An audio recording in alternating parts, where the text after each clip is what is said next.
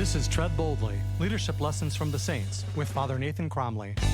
My name is Father Cromly. I'm the president of the St. John Institute, and this is Tread Boldly, Leadership Lessons from the Saints.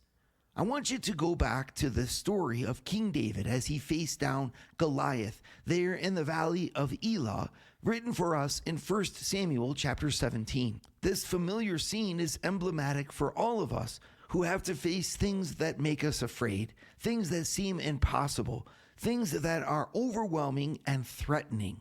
In fact, much of leadership, it finds its greatness and its greatest moments when tested by the greatest of foes. I think it's remarkable that God's own story in the Bible does not neglect this fact, but writes that yes, most of the time we are called to lead in little ways that are unnoticed in the daily grind of things that happen without anyone taking note. And yet sometimes there's the need for great things to be done, messages to be delivered, things to be accomplished that transcend the normal and secure us for the future. At times like these, moments of crisis, something more than ordinary dedication is required, something called courage. Aristotle, reflecting on the virtue of courage, says that it is displayed by soldiers in battle who face imminent death with bravery. Those who dare great things, in other words, dare them oftentimes in the face of great opposition. Again, this is not always, and in fact, is a rarity in our lives.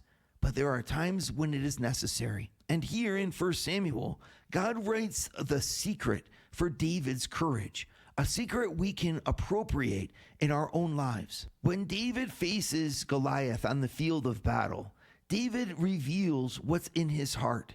He said to the Philistine in verse 45, "You come to me with a sword and with a spear and with a javelin, but I come to you in the name of the Lord of hosts, the God of the armies of Israel, whom you have defied. This day the Lord will deliver you into my hand, that all this assembly may know that the Lord saves not with sword and spear, for the battle is the Lord's, and he will give you into our hand." What a remarkable perspective. David is going into mortal combat. You would say that at a moment like this, he should be confident about what he can do and afraid of what he can't do. But David is not focused at that moment on what he can or can't do. He's focused on a much bigger thing, the strength of God who is within him. Of course, we have to prepare for things in life. Of course, we have to develop our skills. We just have to also remember that there is a force inside of us operating that is bigger than our talents, our skills, or our lack of either of them. There is God. God who's made us, God who trains us, God who sends us into battle, and God who is operating in history. And if God has sent us into the context of leadership that requires such amazing courage on our part, God will also do his part to win the day according to his holy will.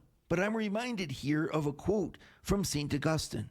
He said, "The God who made us without us will not redeem us without us." And this means that God wants to win his battles through our courage. We have to be brave enough to face the foes that are in front of us in order for God to display the mighty power of his hand. Our courage opens the door for God's miracles. Now, I'm not saying that we should be rash, and I'm certainly not saying we should be presumptuous.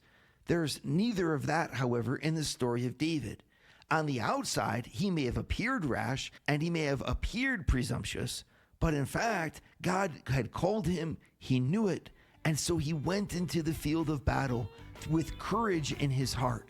This is evidenced in particular by the fact that when he went out to meet Goliath, he went running toward this fearful foe, running toward the one who could inflict death upon him. He was unafraid.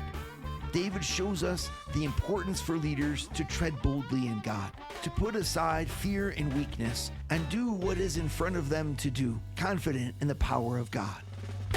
Wow, I love it, love it, love it. Father Nathan Cromly, ladies and gentlemen, of course, host of Dare Great Things. and treading boldly with us every single Thursday. Hey, We love I ever tell you I like King David? it. You might, David. Boy, I like him. Woo-wee.